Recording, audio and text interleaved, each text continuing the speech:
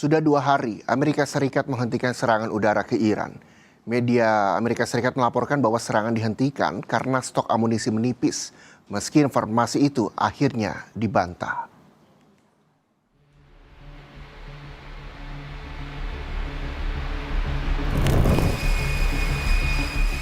Dua pekan tak henti menggempur Iran. Militer Amerika Serikat tiba-tiba menghentikan serangan ke Iran sejak Jumat malam. Salah satu media AS melaporkan serangan dihentikan karena stok amunisi menipis.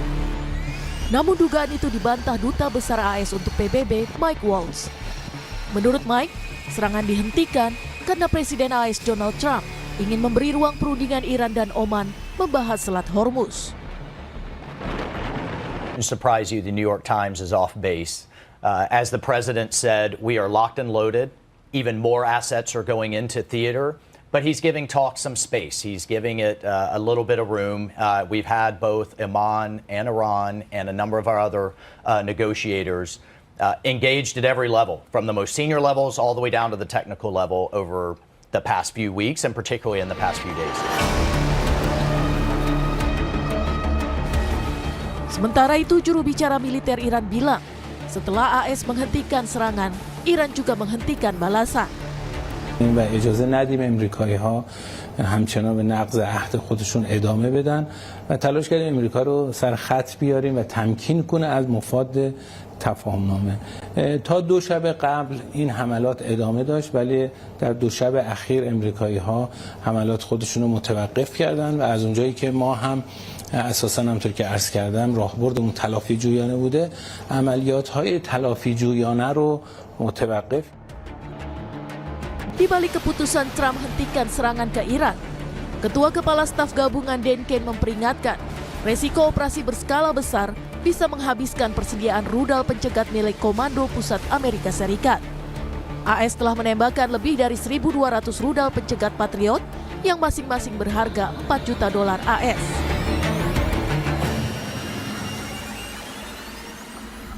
Peneliti Asia Middle East Center Pizarro Ghazali menilai bahwa Amerika Serikat benar-benar menghemat rudal Patriot dengan keputusan menghentikan sementara serangan ke Iran. Selain itu, Amerika juga masih harus memikirkan potensi ketegangan Taiwan supaya tidak dicaplok Tiongkok dan perang Rusia-Ukraina supaya Ukraina tidak dikalahkan Rusia. Dan berikut ulasannya untuk Anda. Bang, bagaimana Anda membaca keputusan AS menghentikan serangan ke Iran? Iya, Galih, ini sebenarnya terjadi akibat kombinasi beberapa faktor. Tetapi harus kita ketahui, Galih, memang faktor utamanya ialah Amerika Serikat sudah kehilangan stok rudal Patriot yang itu berfungsi untuk mencegah serangan membabi buta yang dilakukan oleh Iran. Jadi memang betul, Amerika Serikat itu udah menghabiskan sekitar 1.500, bayangkan ya, 1.500 rudal Patriotnya, sedangkan yang tersisa sekarang itu hanya 1.000. Maka Trump ini gambling. Kalau dia paksakan perang itu terus berlanjut, itu akan menguras kapasitas rudal Patriotnya Amerika Serikat yang sekarang hanya tinggal 1.000. Problematikanya, kalau rudal-rudal ini dihabiskan hanya untuk melawan Iran, wilayah Taiwan itu dalam posisi yang sangat riskan untuk bisa kemudian dicaplok oleh Cina. Yang kedua, Ukraine. Kalau kemudian rudal ini juga dihabiskan untuk bertempur melawan Iran, Ukraine juga akan dengan mudah itu kemudian dikuasai oleh Rusia. Maka ini menjadi pertimbangan yang sangat strategis. Problematikanya, Gali, untuk membuat refueling ya atau recovery kemampuan rudal Patriot, itu untuk bikin rudal Patriot aja, itu bisa memakan waktu 1 tahun sampai 2 tahun, Gali. Sedangkan perusahaan yang membuat rudal Patriot seperti Lockheed Martin, itu hanya bisa memproduksi 600 rudal per hari, per tahun gitu. Bayangkan ya, dia cuma bisa memproduksi 600 rudal Patriot per tahun, sedangkan Amerika aja udah tinggal sisanya stok 1.000. Maka kemudian inilah yang dicari oleh Donald Trump hingga akhirnya kemudian menghentikan serangan kepada Iran. Apalagi ini masalahnya, Gali, Iran ini udah bisa mengetahui di mana titik-titik lokasi strategis pangkalan militernya, tentara-tentaranya, lokasi tempat menginap gitu. Karena Iran berhasil melakukan serangan jamming kepada sistem 5G-nya Amerika Serikat yang kemudian sinyalnya itu kemudian shift kepada sinyal 2G atau 3G yang kemudian itu dengan sangat mudah ditembus oleh Iran gitu. Artinya seperti ini Bang Pizarro, spekulasi serangan dihentikan ini karena memang rudal dan amunisi menipis ini benar ya. Sementara di sisi lain kan memang AS ini sudah mengajukan dana tambahan untuk perang sekitar 94 miliar dolar AS kalau nggak salah. Itu artinya seperti apa untuk membaca hal itu? Problematikanya Gali, rudal Patriot itu walaupun duit peti cash Amerika ada, itu kan nggak bisa dibuat dalam hitungan jam, dalam hitungan bulan. Rudal-rudal canggihnya THWED, rudal Patriot itu hanya bisa kemudian diproduksi dalam hitungan 1 tahun dan 2 tahun. Itu waktu sangat lama gitu. Maka kemudian ini Trump agak kemudian mengendorkan serangan kepada Iran. Apalagi terbukti 13 hari 13 malam serangan yang dilakukan oleh Amerika Serikat kepada Iran itu terbukti gagal memenuhi 2 faktor utama. Pertama, melemahkan kemampuan militer Iran, kemudian memaksa Iran membuka Selat Hormuz gitu. Ini yang terjadi Gali. Ini yang kemudian membuat Trump sekarang pusing 7 keliling, frustasi, karena cara apa lagi harus dia lakukan? Blokade ekonomi tidak bisa memaksa Iran membuka Selat Hormuz, diserang juga wilayah Iran itu, Iran juga tidak melemah, bahkan yang terjadi dia kan malah tambah keras ya kan, seperti itu. Nah makanya kemudian ada faktor yang lain, kemudian kenapa dia kemudian menjeda, itu kemudian mendorong kembali Qatar, mendorong kembali Pakistan untuk berbicara kepada Iran agar kemungkinan bisa kembali ke meja perundingan. Tapi problematikanya gaya diplomasi Trump, gaya tuntutan Trump belum tentu mau diinginkan oleh Iran. Karena selama Trump dia mengincar 100% kemenangan dalam negosiasi dan Iran tidak mendapatkan apa-apa, saya kira Iran tidak akan pernah mau masuk meja perundingan. Dia kan mau berunding, mau negosiasi, kan bukan untuk menyerah, tapi bernegosiasi. Faktor yang lainnya itu Gali, permasalahan utamanya ialah sekarang bukan masalah mau bagaimana mengembalikan Amerika Serikat dan Iran ke meja perundingan, tapi problema utamanya, tantangan utamanya ialah bagaimana Iran itu mau percaya, mau kembali trust kepada negosiasi, kepada diplomasi setelah berkali-kali kan dia dikhianati oleh Amerika Serikat. Ini menurut saya yang kemudian akan sangat susah, walaupun serangan dihentikan, akan sangat susah memaksa Iran lagi ke meja perundingan karena terbukti negosiasi, diplomasi, dialog sama Trump. Semakin sering mereka dialog sama Amerika, semakin sering juga Iran diserang. Begini Bang Pizarro, menurut Anda siapa yang saat ini pegang kendali atau mendominasi soal perang? Apakah Iran, AS atau keduanya? Saya kira Iran sekarang mendominasi Gali. Kita nggak bisa kemudian mengatakan Iran tidak mendominasi. Karena buktinya ketua DPR Amerika Serikat, Mike Johnson, orang Republik, udah bilang, udah Trump kamu berhentilah melakukan serangan kepada Iran. Keluarlah ke medan konflik, kembali ke meja perundingan. Itu Mike Johnson aja, ketua DPR Amerika Serikat, yang itu pendukung Trump, udah kayak bicara kayak gitu Gali. Karena terbukti serangan udah 5 bulan ini, terbukti tidak bisa menekan Iran, tidak bisa memaksa Iran dan lain sebagainya. Dan menurut saya Donald Trump memang mau tidak mau harus masuk ke meja perundingan, tetapi dia tidak bisa menuntut 100% keinginan Amerika Serikat. Itu harus ada win-win solution di antara keduanya. Di situ saya kira Iran baru mau kembali ke meja perundingan Gali. Gencatan senjata ataupun saat ini serangan dihentikan baik antara AS dan Iran menghentikan serangan. Namun perundingan atau negosiasi yang secara resmi ini belum dilakukan. Menurut Anda apa yang menjadi kendala dalam hal negosiasi kali ini? Begini, kalau dalam diplomasi ya, saya mempelajari banyak diplomasi, penelitian soal diplomasi. Begini Gali, kalau ingin memaksa Iran kembali ke meja perundingan, Iran itu harus melihat political will, itikat baik Amerika Serikat untuk kemudian bisa merayu Iran ke meja perundingan. Contoh Gali, yang simpel ialah misalkan, bagaimana kemudian Amerika Serikat mau mencairkan dana-dana Iran yang selama ini dibekukan oleh Amerika Serikat. Mungkin nggak 100% Gali.